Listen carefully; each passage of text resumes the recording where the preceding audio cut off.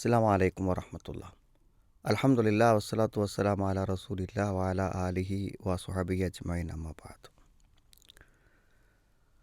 ഒരു യൂട്യൂബർ ആത്മഹത്യ ചെയ്തതിനെ സംബന്ധിച്ചുള്ള കുറിപ്പുകൾ ഇന്ന് സോഷ്യൽ മീഡിയയിൽ ഏറ്റവും സജീവമായി നിലനിൽക്കുന്നുണ്ട്.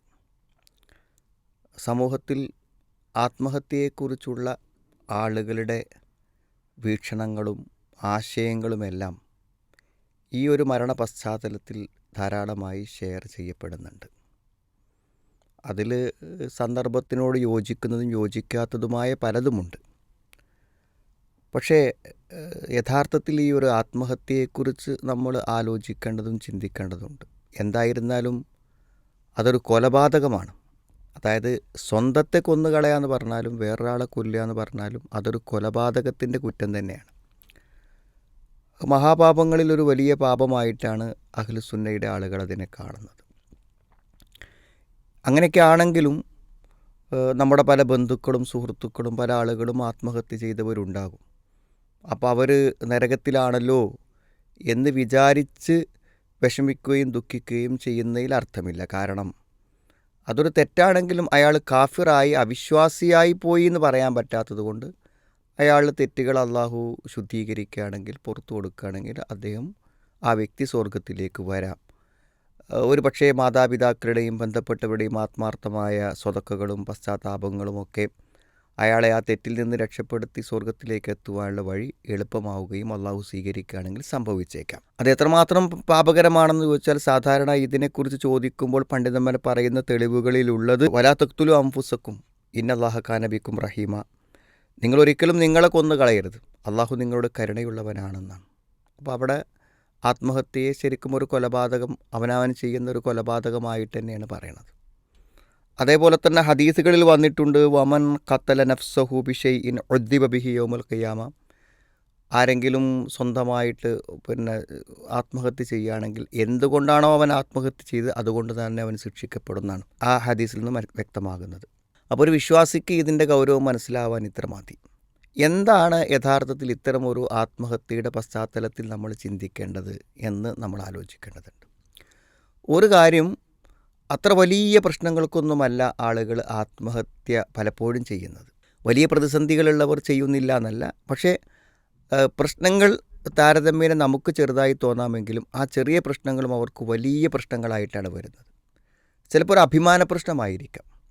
ഈ കുറിപ്പുകളിൽ തന്നെ വായിച്ച ഒരു കുറിപ്പിൽ കാണാൻ പറ്റും, ഒരു ചെറിയ പെൺകുട്ടി വന്നിട്ട് എനിക്കൊരു സംഗതി പറയാണ്ട് എൻ്റെ ഉപ്പനെ രക്ഷപ്പെടുത്തണം എന്ന് പറയേണ്ട ഒരാളുണ്ട്. അപ്പോൾ എന്താണ് ഉപ്പക്ക് സംഭവിച്ചതെന്ന് ചോദിക്കുമ്പോൾ ഉപ്പ ആത്മഹത്യ ചെയ്യുമെന്ന് ഉപ്പ കുറിപ്പ് എഴുതി വെച്ചിട്ടുണ്ട്. അപ്പോൾ ഒരു കുറിപ്പ് എഴുതിയിട്ട് അദ്ദേഹം മേശയുടെ വിരിക്ക് താഴെ വെച്ചത് ഈ പെൺകുട്ടി കാണുകയാണ്.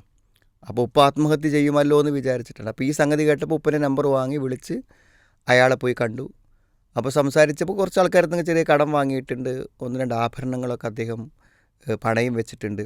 അപ്പോൾ ഈ കടക്കാർ ഒരു സ്വൈരവും കൊടുക്കാഞ്ഞിട്ട് ഒരു കടം വീട്ടാത്തൊരാൾ എന്നുള്ള ഒരു അഭിമാന പ്രശ്നം സമൂഹത്തിൽ വരുമോ എന്ന് ഭയപ്പെട്ടിട്ടാണ് അയാൾ ആത്മഹത്യക്ക് ഒരുങ്ങിയത്. ആത്മഹത്യ ചെയ്യാനുള്ളൊരു ധൈര്യക്കുറവ് കൊണ്ട് ഇങ്ങനെ നീണ്ടുപോയതാണ് യഥാർത്ഥത്തിൽ.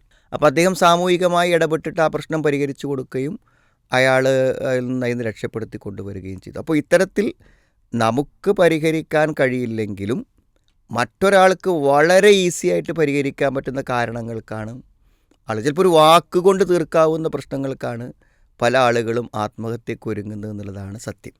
അതുകൊണ്ട് ഒരാത്മഹത്യയുടെ തീരുമാനത്തിലേക്ക് എത്തുന്ന ഏതൊരാളും തൻ്റെ ഏറ്റവും അടുത്തൊരു ബന്ധുവിനോട്, ഏറ്റവും അടുത്തൊരു സുഹൃത്തിനോടും, ഇനി അതൊന്നുമല്ലെങ്കിൽ ഓൺലൈനിൽ ഒരു കൗൺസിലിംഗ് നമ്പറിലെങ്കിലും വിളിച്ചിട്ട് എനിക്കിങ്ങനെ ഒരു പ്രശ്നമുണ്ട്, ഞാൻ ആത്മഹത്യ ചെയ്യാൻ ഉദ്ദേശിക്കുന്നു, അത് നമ്മളെ അഡ്രസ്സും പേരൊന്നും പറയണ്ട, ഇനിയിപ്പോൾ അതിനു വേണ്ടി ഒരുങ്ങുകയാണ്, നിങ്ങൾക്ക് എന്താണ് എനിക്ക് പറഞ്ഞു തരാനുള്ളതെന്ന് ചോദിച്ചാൽ ആ സമയത്തുള്ളൊരു ഉപദേശം കൊണ്ട് ചിലപ്പോൾ നമുക്ക് രക്ഷപ്പെടാൻ പറ്റിയേക്കും. അതിനുള്ള ടോൾ ഫ്രീ നമ്പറുകളുണ്ട്.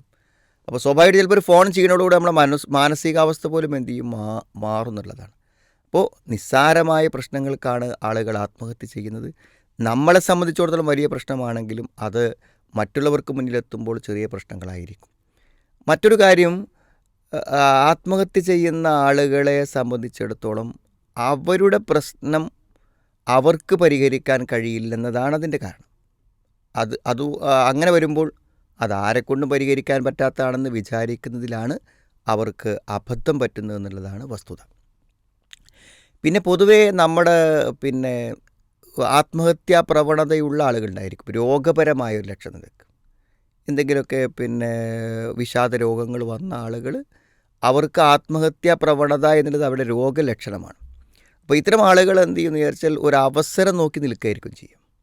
കാരണം അവരോട് ഇങ്ങനെ പറഞ്ഞുകൊണ്ടിരിക്കണം, മരിക്കണം മരിക്കണം, മരിക്കേ പറ്റൂ, നീ മരിച്ചേ പറ്റൂ എന്ന്. അവനെങ്ങനെ മരിച്ചാൽ നിൻ്റെ എല്ലാ പ്രശ്നവും തീരും, അപ്പോൾ നീ മരിക്ക് എന്ന് അവനോട് ഇങ്ങനെ മനസ്സ് പറഞ്ഞുകൊണ്ടിരിക്കും. അപ്പോൾ അതിലൊരു സന്ദർഭം കിട്ടുമ്പോൾ നമ്മൾ അശ്രദ്ധമാകുമ്പോൾ അയാൾ എന്ത് ചെയ്യും, ആത്മഹത്യ ചെയ്യും. അപ്പം അങ്ങനത്തെ ആളുകൾ നമ്മൾ മെഡിസിൻ കൊടുക്കണം, അതോടൊപ്പം തന്നെ എന്ത് ചെയ്യണം, അവരെ സദാ നമ്മൾ നിരീക്ഷിച്ചുകൊണ്ടിരിക്കണം. ഏത് സമയത്തും അവർ മരിക്കാനുള്ള സാധ്യതയെ നമ്മൾ എന്ത് ചെയ്യണം, മുന്നിൽ കണ്ടുകൊണ്ടായിരിക്കണം അവരെ നമ്മൾ കൂടെ നിൽക്കേണ്ടത്. പിന്നെ പൊതുവേ എന്തെങ്കിലുമൊക്കെ വിഷാദങ്ങളോ ഒറ്റപ്പെടലുകളോ ഒക്കെ അനുഭവിക്കുന്ന ആളുകൾ നമ്മുടെ കുടുംബത്തിൽ നാട്ടിലൊക്കെ ഉണ്ടെങ്കിൽ അവരോടൊക്കെ നമ്മൾ എന്ത് ചെയ്യണം, സ്വകാര്യമായി ചോദിച്ച് അവരുടെ വിഷമങ്ങൾ അറിഞ്ഞ് അത് ഷെയർ ചെയ്ത് അത് പരിഹരിച്ചു കൊടുക്കാനുള്ള അവസരങ്ങൾ ഉണ്ടാകണം. നാട്ടിലുള്ള നമ്മുടെ പള്ളികൾ, സ്ഥാപനങ്ങൾ, സംഘടനകൾ, ഇവരൊക്കെ എന്ത് ചെയ്യണം, ഇത്തരം പ്രതിസന്ധികളും പ്രശ്നങ്ങളുമുള്ളവരെ ചേർത്ത് പിടിക്കാനും എപ്പോൾ കയറി വന്നാലും നിങ്ങൾക്കിവിടെ പരിഹാരമുണ്ടാകുമെന്ന് അറിയിച്ച് അതിനുള്ള സൗകര്യങ്ങളും സംവിധാനങ്ങളും ഏർപ്പെടുത്തി ആളുകളോടൊപ്പം നിൽക്കാൻ നമുക്ക് പറ്റണം. ഒരു ജീവിതം ആത്മഹത്യയോടെ പരിഹരിക്കുന്നവരാലോചിക്കുക, നിങ്ങൾക്കൊരു പക്ഷേ തൽക്കാലം നിങ്ങളുടെ പ്രശ്നങ്ങൾക്ക് പരിഹാരമുണ്ടാക്കും. കടമാണോ നിങ്ങൾ ആത്മഹത്യ പ്രേരിപ്പിക്കുന്നെങ്കിൽ നിങ്ങൾ മരിക്കുന്നതോടുകൂടെ നിങ്ങളുടെ കടം ഒഴിവാകുന്നില്ല. അത് അവർക്ക് തിരിച്ചു കൊടുക്കാൻ നിങ്ങളുടെ ബന്ധുക്കൾ, നിങ്ങളുടെ മാതാപിതാക്കളോ നിങ്ങളുടെ മക്കളോ ആരെങ്കിലും അതിന് ബാധ്യസ്ഥരാണ്. അതുകൊണ്ട് നിങ്ങളാ കടത്തിൽ നിന്ന് തൽക്കാലം ഒഴിവായി എന്നല്ലാതെ നിങ്ങളുടെ കടമെന്ന പ്രതിസന്ധിയിൽ നിന്നൊരിക്കലും നിങ്ങളുടെ കുടുംബം രക്ഷപ്പെടുന്നില്ല. ഇനി മറ്റെന്തെങ്കിലും പ്രശ്നങ്ങളാണെങ്കിലും ആ പ്രശ്നങ്ങളൊന്നും നിങ്ങളുടെ മരണത്തോടെ പരിഹരിക്കപ്പെടുന്നില്ല. നിങ്ങളുടെ തൊഴിലും പ്രശ്നങ്ങളുമാണ് നിങ്ങളുടെ പ്രശ്നമെങ്കിൽ നിങ്ങൾ മരിക്കുന്നതോടുകൂടെ നിങ്ങൾ അവലംബിച്ച് ജീവിക്കുന്നവർ പൂർണ്ണമായും അനാഥമാകുന്നു നിങ്ങൾ ചിന്തിക്കണം. അതുകൊണ്ട് ആത്മഹത്യ ഒന്നിനും പരിഹാരമല്ല. എന്നാൽ ആത്മഹത്യ ചെയ്യാതിരിക്കാൻ ധാരാളം പരിഹാരങ്ങളുണ്ട്. പരിഹാരത്തിൻ്റെ വഴികൾ അന്വേഷിക്കുവാനും അത്തരം ആളുകളെ ചേർത്ത് പിടിക്കുവാനും പരിഹാരമുണ്ടാക്കുവാൻ നമ്മൾ ശ്രമിക്കാം. അള്ളാഹു സഹായിക്കട്ടെ.